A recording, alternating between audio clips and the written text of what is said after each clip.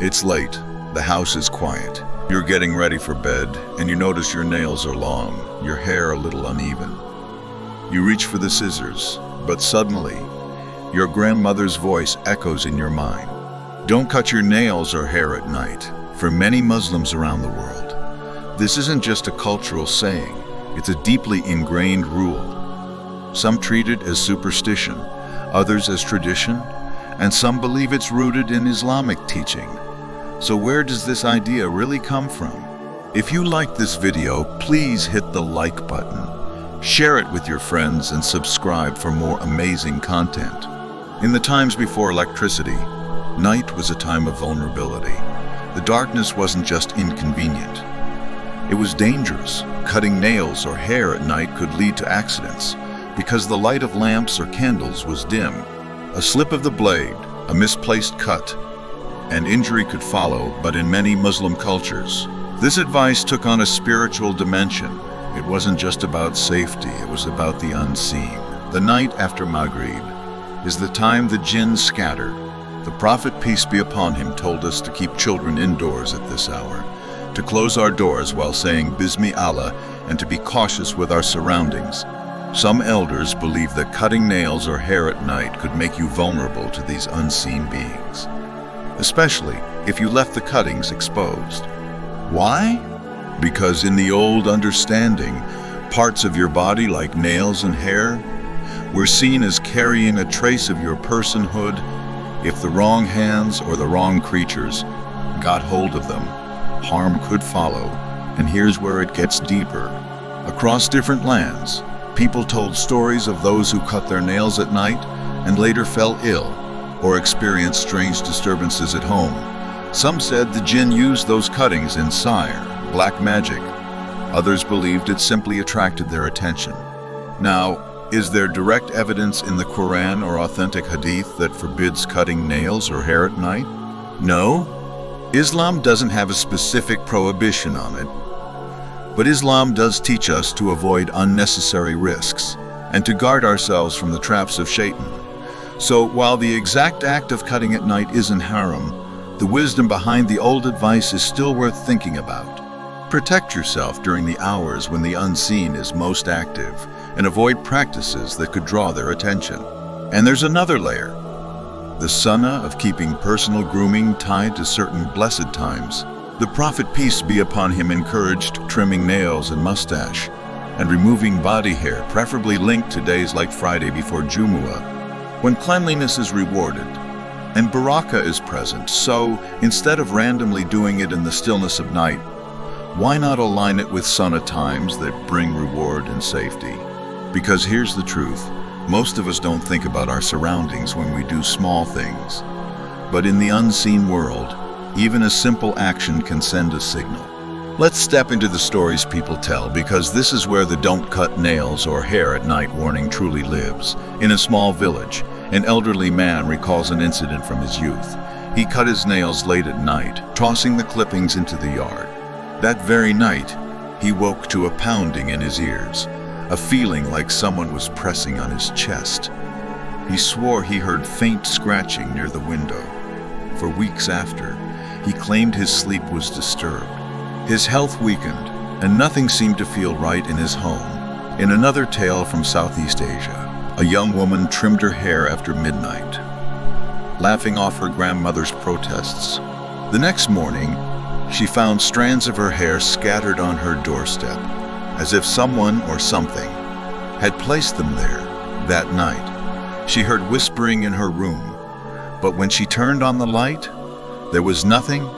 These accounts may sound like superstition to some, but the pattern in them reveals a deeper, consistent belief across cultures.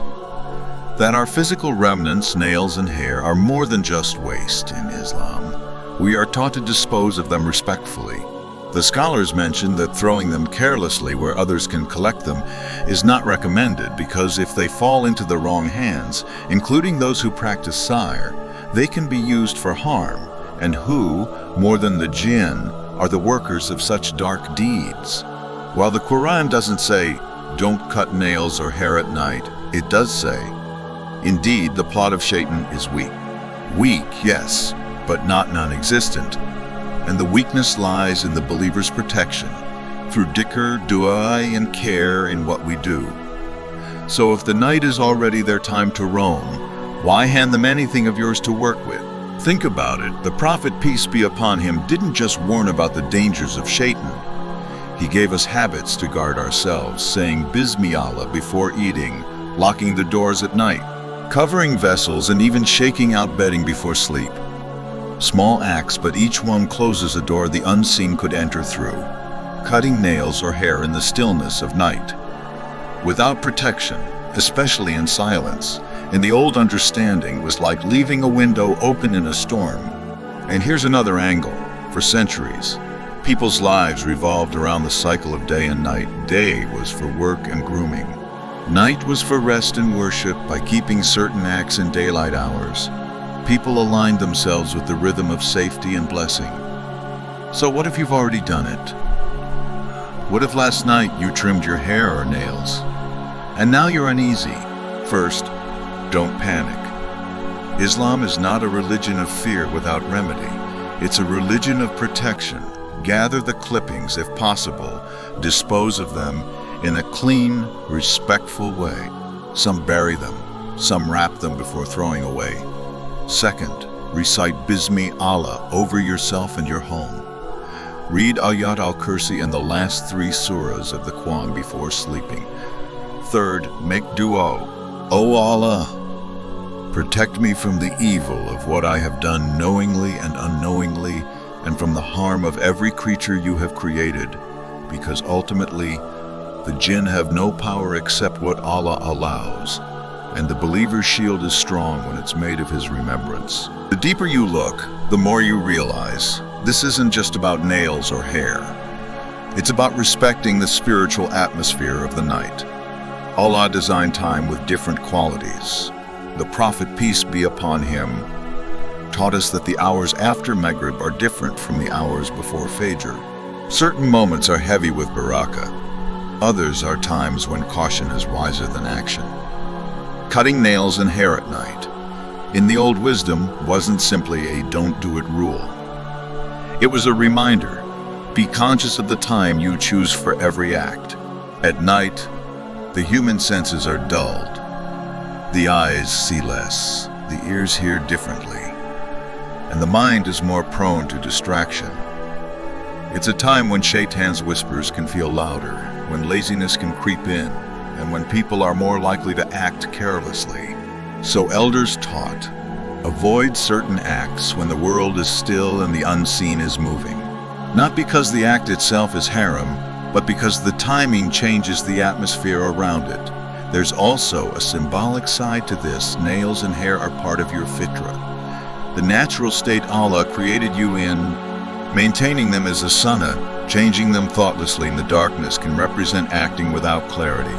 In a way, it's like making changes to yourself without the light to guide you. In some Sufi traditions, the night is for spiritual cutting, not physical. Cutting the ties to sin, cutting away heedlessness, shedding what is not pleasing to Allah. So trimming nails and hair during the day and devoting the night to worship keeps the symbolism pure. Physical upkeep in light, spiritual upkeep in stillness, but Islam is practical. If you work late, if your schedule demands it, you are not sinful for cutting nails or hair at night. What matters is the protection you carry into that moment. The Prophet, peace be upon him, said, "There is no contagion without Allah's permission, nor superstition. But I like good omens, meaning do not base your life on superstition. Base it on tawakkul. Trust in Allah while taking the means to guard yourself."